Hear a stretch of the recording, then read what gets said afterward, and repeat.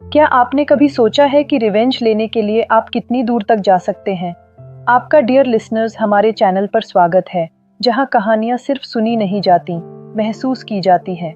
आज हम बात करने जा रहे हैं मूवी द कॉन आर्टिस्ट्स की, एक ऐसी फिल्म की जो दिखाती है कि कैसे एक मास्टरमाइंड अपने दुश्मन को उसी के गेम में हराता है। कहानी शुरू होती है ग्यूके से, एक ऐसे आदमी से जो तिजोरियां तोड़ने में एक्सपर्ट था। वो अकेला ऐसा चोर था जिसने 100 चोरियां की थीं, लेकिन कभी पकड़ा नहीं गया था। फिर जिंदगी का मजाक देखिए, जब वो करोड़ों का कीमती पत्थर चुराने में सक्सेसफुल हो गया, तो बाहर निकलते समय वो पत्थर उसके हाथ से गिरकर टूट गया। क्या आपने कभी महसूस किया है कि जब आप सफलता के बिल्कुल करीब होते हैं, तो किस्मत आपका साथ छोड़ देती है? ग्यूके के साथ भी यही हुआ, लेकिन वो हार मानने वाला नहीं था। उसने उसी डिजाइन का फेक स्टोन बनाया और एक ज्वेलरी शॉप में बेचने की कोशिश की। शॉप ओनर को तुरंत पता चल गया कि ये फेक है, लेकिन ग्यूके जानता था कि ये दुकानदार खुद फेक ज्वेलरी बेचता है। उसने ब्लैकमेल करके उससे वो स्टोन खरीदवा लिया। यहाँ से शुरू होती है एक ऐसी प्लानिंग जो आपको हैरान कर देगी। ग्यूके का बेस्ट फ्रेंड गोयांग था, एक बॉम्ब एक्सपर्ट। दोनों ने मिलकर फेक करेंसी बनाने की कोशिश की, लेकिन अल्कोहल गिरते ही वो नोट्स मिट जाते थे। प्लान फेल होने पर उन्होंने डिसाइड किया कि अब बड़ा गेम खेलना होगा, जो था 3 करोड़ के ज्वेलरी स्टोर को लूटना। लेकिन इस जॉब के लिए उन्हें एक हैकर की जरूरत थी। एंटर करता है जंग बैक, एक ऐसा हैकर जिसके बारे में अफवाह थी कि उसने पैसों के लिए अपने ही साथियों को पुलिस के हवाले कर दिया था। ट्रस्ट इश्यूज के बावजूद भी उन्होंने उसे टीम में शामिल किया। फिर ग्यूके की मुलाकात हुई यूना से, एक प्रेशियस स्टोन्स की एक्सपर्ट।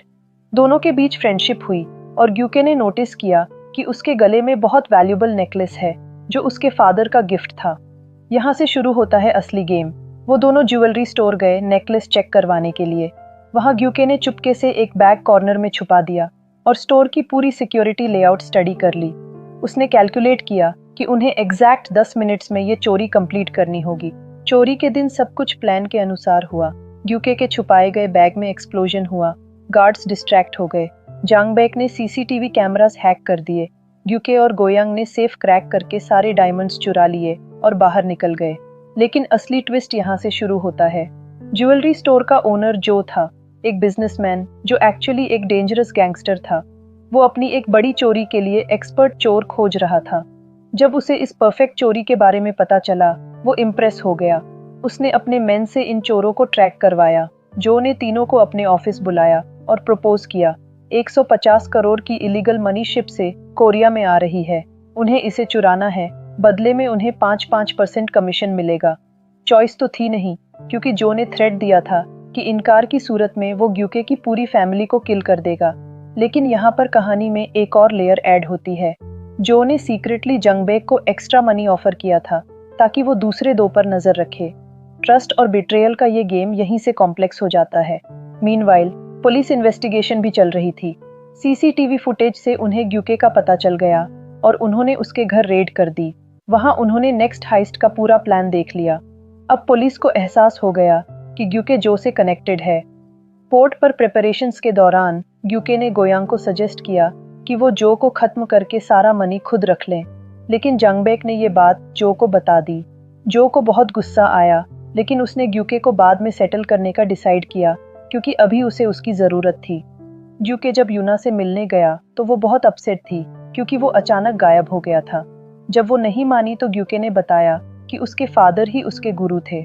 एक टाइम पर वो क्राइम छोड़कर नॉर्मल लाइफ जीना चाहते थे, लेकिन गैंगस्टर जो ने उन्हें किल कर दिया था। यूना को विश्वास नहीं हुआ और वो चली गई। कुछ देर बाद जो के मैन ने उसे किडनैप कर लिया, ताकि ग्यूके धोखा ना दे सके। मेन हाइस्ट का दिन आ गया। टीम पोर्ट में सक्सेसफुली घुस गई। एक्सप्लोजन के साथ गार्ड्स डिस्ट्रैक्ट हुए। जांगबैक ने सिक्योरिटी सिस्टम हैक कर दिया। ग्यूके और गोयांग ने ट्रेजरी खोलकर सारा मनी ट्रक में भर दिया और उसकी जगह जो के दिए गए फूड कूपन्स रख दिए। लेकिन पुलिस भी पहुंच गई थी और पोर्ट को घेर लिया था। बाहर निकलना इम्पॉसिबल था। तभी जो वहां आया और ग्यूके पर गन पॉइंट कर दी, क्योंकि उसे बिट्रेयल के बारे में पता चल गया था। जो ने यूना का नेकलेस दिखाकर कहा कि वो उसके कब्जे में है। उसकी जान बचाने के लिए ग्यूके ने खुद को सरेंडर कर दिया, लेकिन सरेंडर करने से पहले वो पानी में कूद गया। पुलिस ने फायरिंग की, एक बुलेट लगी और बॉम्ब भी ब्लास्ट हो गया। लगा कि ग्यूके मर गया। गोयांग बहुत दुखी हुआ अपने फ्रेंड को खोकर, लेकिन जंगबैक खुश था क्योंकि अब उसे ग्यूके का शेयर भी मिलेगा। दोनों में फाइट हुई और जंगबैक ने गोयांग को नाइफ से किल कर दिया। जब ट्रक जो के पास पहुंचा तो उसमें सिर्फ फूड कूपन्स थे। जो शॉक्ड था कि मनी कहाँ गया। तभी ग्यूके का कॉल आया। वो जिंदा था, यहाँ से सारे कार्ड्स खुलते हैं। असल में पूरी कहानी ग्यूके के मास्टर प्लान का हिस्सा थी। वो जो से अपने मास्टर की डेथ का रिवेंज लेना चाहता था। सबसे पहले उसने जो फेक स्टोन बेचा था उसमें माइक्रोफोन फिट कर दिया था, क्योंकि वो जानता था कि जो वहाँ शॉपिंग करने आता है। जो की कॉन्वर्सेशन सुनकर उसे पता चला कि वो स्किल्ड चोर खोज रहा है। तो ग्यूके ने डेलिबरेटली उसके स्टोर में डायमंड हाइस्ट की ताकि जो की अटेंशन अट्रैक्ट कर सके। जो को लगता रहा कि वो ग्यूके को ट्रैक कर रहा है, लेकिन एक्चुअली ग्यूके खुद एविडेंस छोड़ रहा था। जांगबेक भी ग्यूके का ही पार्टनर था और सिर्फ जो के साथ होने की एक्टिंग कर रहा था। जो पुलिस आई थी वो भी फेक थी, बुलेट भी फेक थी, गोयांग का मर्डर भी नाटक था। अब जब जो को कूपन्स के अलावा कुछ नहीं मिला तो ग्यूके ने पुलिस को जो की लोकेशन बता दी। पुलिस ने जो के हाइडआउट पर रेड की, जहां उसके मेन और पुलिस में फाइट हुई। इसी केओस में जंगबैक ने यूना को रेस्क्यू कर लिया। जो का प्लान फेल होता देखकर उसने भागने की कोशिश की। फिर ग्यूके के मैन ने फूड कूपन्स का ट्रक ले लिया। अब यहाँ आता है सबसे ब्रिलियंट पार्ट। जो कूपन्स ट्रक में थे वो एक्चुअली रियल मनी थी। जब वो ट्रेजरी से मनी निकाल रहे थे तो उन्होंने ग्यूके की फेक करेंसी की प्रिंटिंग मशीन यूज करके मनी को कूपन्स में कन्वर्ट कर दिया था। जो अल्कोहल डालने पर फिर से रियल नोट्स बन जाते थे। मतलब पूरा टाइम मनी जो की आंखों के सामने था, लेकिन वो आइडेंटिफाई नहीं कर पाया।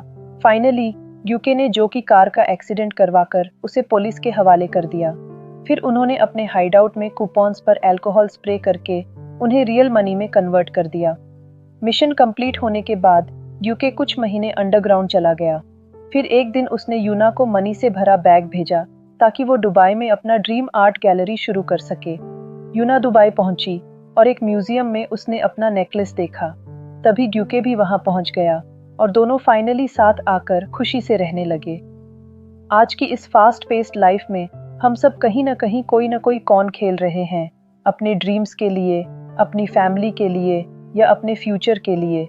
इम्पॉर्टेंट ये है कि हमारा इंटेंशन क्या है और हम अपने गोल्स अचीव करने के लिए कितनी दूर तक जाने को तैयार हैं।